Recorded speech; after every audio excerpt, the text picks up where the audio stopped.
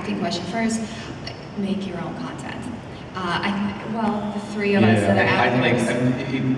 Little things, even just a YouTube channel, just make something. Like I have a YouTube channel and I have 6 short films on there, and I make them because sometimes you go through that withdrawal a little bit, you're doing background work, and sometimes things are a little scarce in between, and you always have these creative juices flowing, so take advantage of that. And like you said, you have a phone, you have a camera, you have friends, you can do it alone, you can do a one-person short film and make a great one. And when you do come up maybe for other roles, you see castings, they do look at your social media. Social media is huge right now for who, actually the new Spider-Man, who debuted in Civil War, a part of what cast him was all his awesome videos on Instagram. He had all this cool like parkour stuff, he was doing all the stunts. So that played a huge aspect in casting him. To make your own things. For me, yeah, I did a lot of background, I did some stuff that was featured, a few principals, but everything for me was like, model, girlfriend, victim. I'm just like, what? Those were not the roles that I wanted to play. I felt like it sent a horrible message to women in general, so that a blonde girl is only good to be killed or to be someone's girlfriend, but never to be the one doing the killing or playing any kind of substantial part. And I grew up watching Buffy and idolizing Buffy, and I was like, where are these roles? This is what I got into this industry to do. And at one point, I just got tired of waiting for them to come along. So that's what inspired the film. Exactly, so make your own content. And your other question about the script, how do you know when it's ready? Sometimes it's the timing, like you just have to be done and you have to move on because you have to shoot. Go with your gut. I know that's not a very specific advice, but you will know. And also for me, I don't lock in the script that much. I am very big on allowing the actors to improv and add their own thing to it. As an actor, that's one of my biggest pet peeves when the director is like, no, you have to say the door. You can't say out the door or, you know, something like that. I feel like it limits people, and I don't do that. So I do leave a lot of the things in the script in that sense open to see what happens on set. But of course, as far as the story structure and what's happening and exactly what we're doing, of course, you have to lock that in beforehand. Yeah, there's really like 3 stages.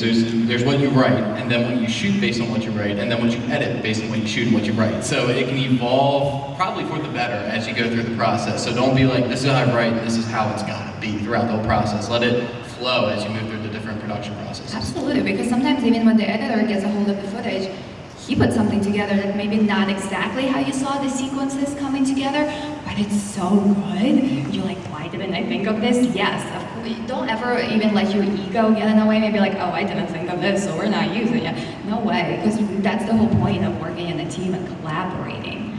Yes? Speaking of collaborating, did you guys know each other before like working on this, or was this your first time meeting? Like, how did you all get involved? That's a great question. So Rick and I met on a commercial about a year before we did Dinner Movie, comedy commercial. So, and we stayed in touch again, social media, yay. So he was actually the first person to sign on. I reached out to him. I thought this was going to be something he would be interested in, and he was, yay. First. And then Josh, we mentioned that he signed on as the fight coordinator. And a great website again in Phil is film.org. If you can post your castings for free, you can look at other casting calls.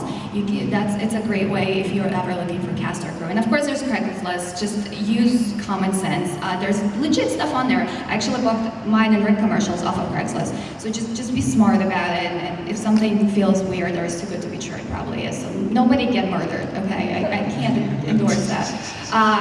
Jay and I actually met on another shoot, kind of a commercial type of thing. I was a hand model. This is great. Again, why I made Dinner Movie. And then Kyle of film.org, I think. Yeah, we didn't meet until the premiere of the movie. Yes, Kyle and I never met in person until the premiere of the film. That's, again, great thing about the technology that's available now. We never had to figure out our schedules and be in the same place at the same time. I mean, that would be great, but I mean, everyone's busy and everyone has crazy things going on. So, yeah, I think that answers it. Yes. So was it shot in 3 days because of time constraints, or did you just have zero interest in putting makeup on? Makeup. Yeah, my makeup was just so difficult. Well, all the zombie stuff was done in 1 day because it took like how many hours? 8 hours. I think 8 or 9 hours. At least 8 hours. Yeah, so the zombie had to be done in 1 Monday. So There's, like yeah. we were like getting to the end of our day, and we're like, light's going out, the fire's going out, it's raining. We're losing our zombie. We're like, no, we're gonna The finish zombie- this today. The zombie was peeling, the zombie got hit in the head, then the zombie paid me back by hitting me in the face. I actually hurt my foot on like one of the first things was shot, and I didn't say anything to any of them, because like, what am I gonna say? Sorry guys, we're going home, I hurt my foot. So, once you have everyone there, you just have to get it done, because yes, everyone's schedules, it's hard getting, and we're all kind of scattered. Like, I'm based in Bucks County, Rick's in South Jersey, Josh is, where are you, Josh? Yes, that place. Yeah, Westchester. Westchester. West Philly. In West Philly. So kind of getting everyone in the same, physically in the same place, because we can't do the acting part online. That would be role playing, and that's not what we're doing. Not that there's anything wrong with that. But I also didn't want to drag things along. There's so many projects that you just wait and wait. Like, there was a film I did in 2012 that still hasn't come out. So I was very determined that that was not going to happen. So yes, a part of it was getting everyone together and the makeup, sure, but also just getting it done. Yeah, he's been trying so hard. Yes, yes, Can we yes. get him? Did you like how did you plan out like all the angles? Did you sketch out or write down like what angles you'll use where? Okay, so the question is, how did we decide on what angles to use? This is another thing. I am not a technical person. This is why I bring technical people in. I'm very fluid. I bring in the DP, and yes, there's certain things, like sometimes there's one shot that I really want. But for the most part, I'm like, hey, what do you think? And Jay, I mean, do you have any? Because Jay is actually the DP on Dinner Movie 2 that we're shooting right now. So Yeah, I can't speak for Todd who shot this, but I would have to say it's just coverage. You know, get coverage, get different angles. I can't really speak to him on why he chose angles for this shoot or whatnot, but he got coverage for it. So. I mean, for the action sequences, it was kind of an ongoing conversation. So like you would ask if we knew each other. I showed up at Alex. She's like, "Hey, we're going to set," and then we drove to this like warehouse. But she was like, "This is the space we're using," and we talked about like what Alex wanted out of the action sequence there. So I like swept stuff aside so that actors didn't like have a giant piece of glass through their foot or something. I was like, okay, what do you think about this? We talked and we kind of built the fight sequence there, and then it was a talk with the DP saying like, okay, here's where I think it would look good to cover this action sequence from. Yeah, the angles are very important, well, in general, of course, but when you're shooting any kind of fight sequence, because obviously your punches are not connecting if you're doing it right. So you gotta definitely, you don't beat up each other for real. It's very important to me. So it looks like you're hitting someone, but you're really not. Okay, back there. Hi, my name is Hawk Lee. I am the owner of Nighthawk Film. Hi. Hi. So we make silly fun children's films for the past year. So I've been operating for the past year, and that's really awesome. My two questions are: one, how do you feel about online fundraising? I feel at a certain point it's almost like begging. I'd rather just have my own job and finance it. And two, You can't see what this is. scheduling. Like, as I evolved from just a beginner YouTuber to having a lot of people ask for certain videos, I realized, hey, I'm just gonna upload 3 quality videos a year, and then just be available Monday, Tuesday, Wednesday, Thursday, 9 to 5, every other hour. I just have to wait till next Monday. Well, yeah, I mean, balancing things out, there is no right answer for that. You gotta figure out how it works. Like, I personally just don't have a life. Like, I just do this all the time. Dinner movies taking over my entire life. But yeah, of course, we all have day jobs, and you have to figure that out all, for yourself what works. But as far as fundraising, I know Rick is like jumping out of his seat to cover that one, so please do. Well, with the fundraising for me, it's kind of a hit and miss. I think if you are creating a project that your main reason for doing it is for pleasing fans, then I think it's somewhat acceptable. I think there are some people that will just use that as their first go. They're like, I want to make a project, let's just raise money for it. And sometimes I feel like, see what you can do first. I think that you can absolutely make something as long as you have a great story. A lot of times there are things, I think at the Sundance Film Festival, there was a film that was screened that was shot on an iPhone. Tangerine. Thank you. Shot on an iPhone. It goes to show you that sometimes you don't need the biggest budget to make something great, you know. And I think for some certain situations, you do require. Like I know there was a Star Trek film that they were trying to. All right, we got five. So I'm gonna wrap All it right, up. no more talking about Star Trek. We'll wrap it up. That's great advice. Dinner movie with no budget. Dinner movie 2 that we're making now. We did raise a little bit of money so we could feed everybody because pizza's great. Yes. I just wondered, do you prefer single cam opposed to multicam? No, I think multicams would be great if you can have them. On Dinner Movie 2, on Dinner Movie 2, we actually have two. We have a Steadicam and Yeah, we have one camera, but we have a Steadicam, and that one camera is used as a lockdown camera as well. And, yeah. Just one angle at a time. Yes. If you have two, then it gets a little confusing with the lighting. Lighting's inconsistent sometimes. But Yes, continuity is important. Yeah. Yes. Did you guys go to film school? Learn what you do? yes. I went to film school, yes. I did too. I went to acting school. I studied method acting. Yeah, I studied theater at Temple University.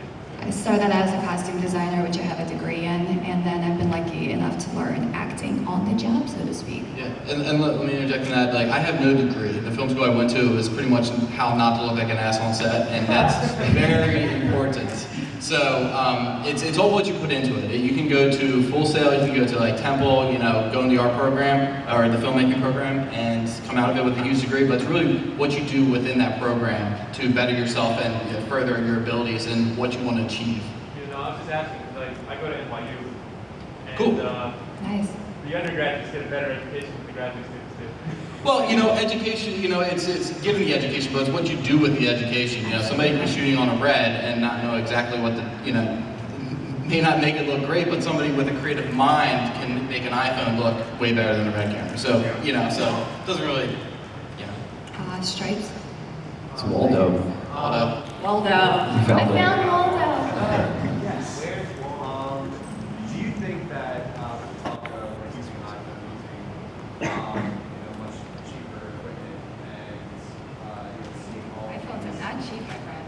well, Comparatively, yeah. do you think that it's going to have a negative impact in the future of no budget filmmaking? Like it's going to have maybe people that haven't had acting experience and film experience, and it's going to go down that route in 5 years, 10 years, and however long it's going No, I think it's opening up more doors. And here's the thing. If you have the creative eye and you have the drive and you are making something cool, it's going to look cool. And kind of like Jay was saying, whether you have the red or whether you have like an ancient iPhone 4. And if you don't, then it doesn't matter if you have the red and $100 million. You're not going to make anything worthwhile anyway. But I think it's great. I think it's making filmmaking more accessible. I mean, look, 20 years ago, well, not that none of us were doing this 20 years ago, but if we were, we wouldn't be able to do dinner movie. We wouldn't be able, like, we'd be in LA, like, waiting tables and trying to break it into the traditional studio system. Now, and like Rick was saying, there's something at Sundance that was made on an iPhone. There are all these film festivals now. If you go on Film Freeway, another great free resource, there's just festivals that cater, like, just to a smartphone created films. So personally, again, I feel like this is a personal question. For me, I think it's great. I think it's a positive. I think it's great. I mean, there's a channel I follow, if you guys heard of Film Riot on YouTube. I love Film Riot because they teach you cheap and easy ways to make a product look just as good as maybe someone who spent a lot more on it. And again, I think if you have a creative mind and creative process, you can make anything look great. It's all about like what you had as an idea and just to go from there. Like I made a couple dollies just from watching them for $20. As where you can go online and find one for $800 and you can pull off the same effect. You just have to know what you're doing. So I think it's a positive. I love that people are going out.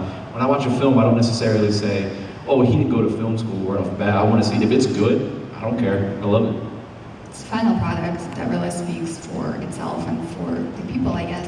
More? Can I chime in on that real quick? Yeah, absolutely. To your question, I am personally in favor of it, of using the iPhone. I mean, the first Snapchat movie was just released a couple of days ago, maybe this past week. But aside from that, I mean, people are going to notice quality. Like, you can have like crazy amount of work out there, people shooting on iPhones, people shooting on an old camcorder or something. People are going to notice quality all in the story. The story always comes first. Like, I could have just edited this thing on iMovie, and it could have looked better, it could have looked worse, you never know, but story always comes first. And so, I think with that in mind, always remember your purpose. Always remember why you're doing something. Whether you're cutting something, whether you're acting, whether you're shooting, it doesn't matter. Just remember the why. And sorry, I'm good. Yeah, Jay and Josh, you should also And pitch one in. last thing is, sound is actually way more important than video. Agreed. So even if you're shooting on an iPhone, get a Zoom or something like that. Make sure you got good sound, because that'll really help your production. Josh, do you have an opinion on iPhones, yay or nay for filmmaking? Yeah, iPhones. I mean, like other folks have been saying, I think that having a collaborative community where more people can put their ideas out there will, I think, overall improve the big world. products that we have. The world. Because the more voices you have in the I guess proverbial fishbowl, it inspires other people. The more stories that are being told, the better stories you get. Because like someone will say like, oh, that's a really great idea, and I never would have thought of that if this person hadn't said that, or like if I didn't see this iPhone video, I wouldn't have had my idea for something else. So like they're all spurring everyone else on towards bigger and better things. And it gives us access to even like other places in the world where people wouldn't have maybe the money for film and equipment, or maybe no, they don't even have film schools. Like somebody in the middle of nowhere could pick up an iPhone and create something, and it gives us a doorway into their world and into their mind, and I think that's amazing. It connects us more as a creative community, as human beings in the world, and I think the more art we have and the more connected we become, it's only in favor and in positive of just humanity in general. Do we have, we totally ran over, but until they kick us out, we'll be here.